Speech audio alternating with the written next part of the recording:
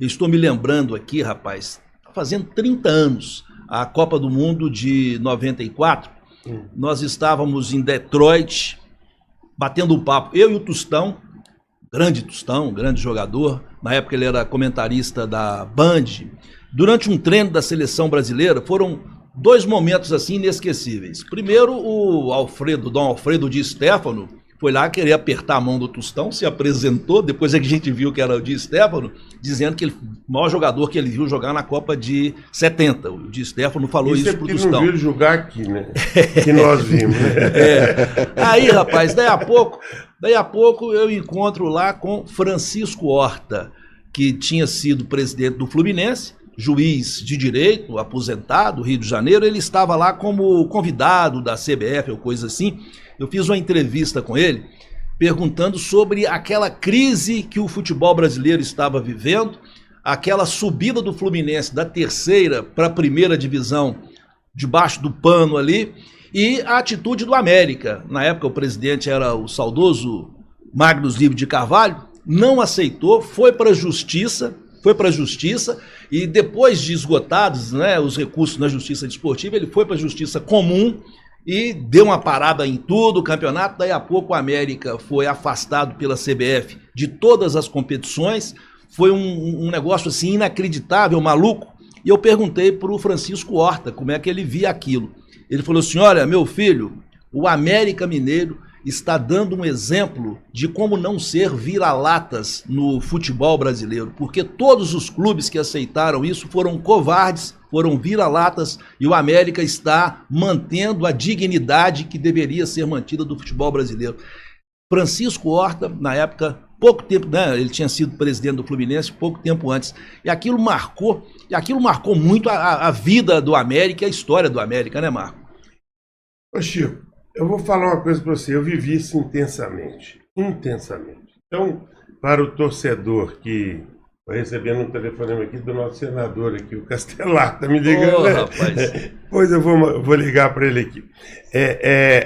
O que acontece? Acontece o seguinte, em 93, nós fizemos em 92 aquela campanha, e o futebol brasileiro ele tem teve, ao longo do tempo, muitas distorções para ajudar alguns clubes, essa do Fluminense, que a América até entrou nesse embalo e tal. O que aconteceu em 93? Nós subimos em 92 e eles fizeram uma subida de 12 clubes. E o América foi o primeiro ou o segundo. Eu estava dirigindo, naquela época era eu e Magnus, eu era o vice-presidente de futebol e o Magnus o presidente do clube. Nós subimos com o Pinheirão de técnico, num jogo contra o São José, no Mineirão, 0-0, nós subimos. Até o diretor de São José, o Zé de Assis Aragão. Eu nunca mais esqueci. Aí subimos, em 93, tinham 32 clubes da primeira divisão. Isso é bom porque é história para o povo, os meninos que ainda não sabem. 32 clubes. O famigerado Clube dos 13 da época, eu não vou falar quem era o presidente, mas depois você vai saber, dividiu em 4 chaves de 8, sendo que 2 chaves ele privilegiou os times que ele considerava a nata do futebol, e nos outros 2 grupos ele manteve 16 clubes. Então, na chave C caíam 4, na chave D caíam 4. Na chave A e na chave B não caía nenhum. Ou seja, a pior campanha daquele ano foi a do Atlético, que estava na chave B e não caiu. O América, infelizmente, nós fomos jogar um jogo decisivo no Mineirão contra o Desportiva Ferroviária, me lembro, empatamos de 0-0, porque no jogo anterior, que nós jogamos contra o União São João de Araras, eles quebraram a clavícula do Euler, que era o nosso melhor jogador, e não pôde jogar o jogo decisivo. Ele era decisivo no nosso time naquela época, que era o filho do vento e tal, e eles quebraram. Eu estava em São João de Araras, e inclusive o Gutenberg estava no jogo, perdeu um gol feito nesse jogo, eu não esqueço disso. Quando foi isso aconteceu, todos os 16 clubes entraram na justiça contra a CBF, pedindo equiparação para que todos pudessem participar. Eu me lembro que nós contratamos um advogado no Rio que chamava Onurme Bruno, que é um anagrama, que era o advogado do Flamengo, e eu fui com o Magnus ao Rio, e todos, só que a ação, Regis, quem é do direito sabe, era América Futebol Clube e outros.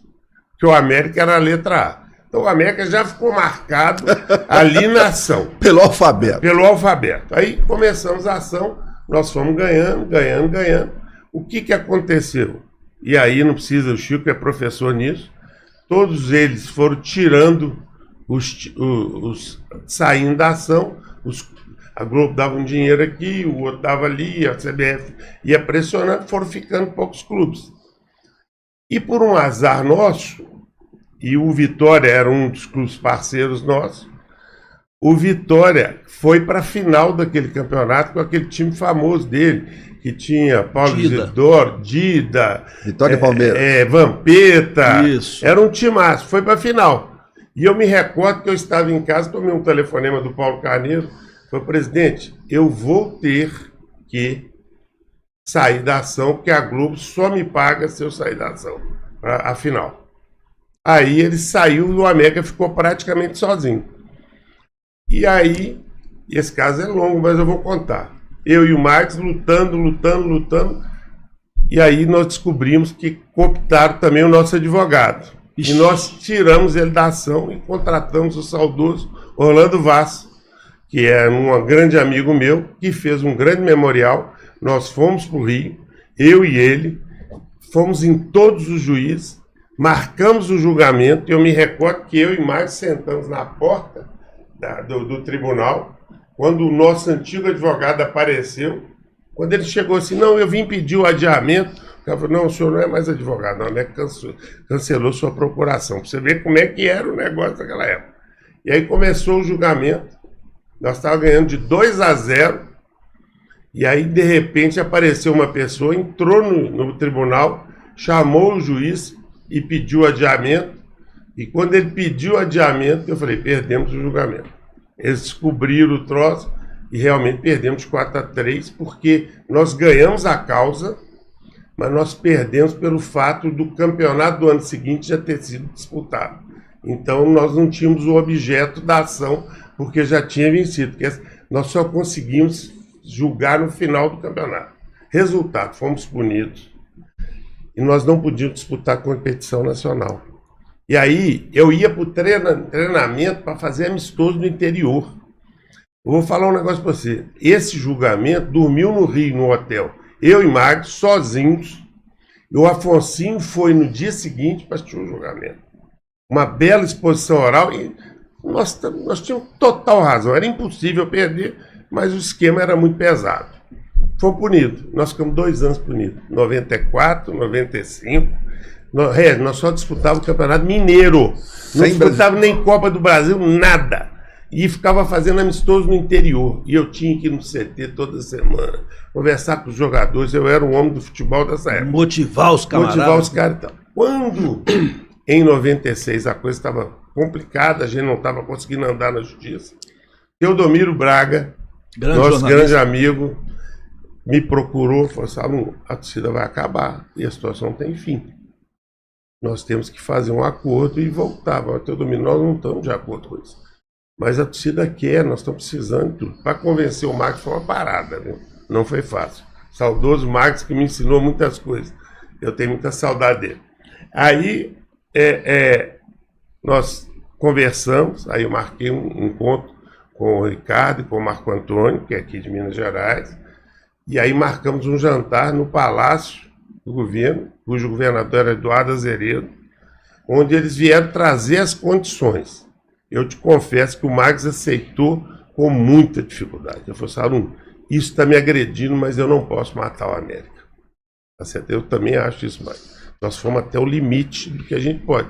3 anos sem competição nacional, você não forma base, você não forma nada, você perde a torcida, né? Aí não entra dinheiro nenhum. Nenhum inferno.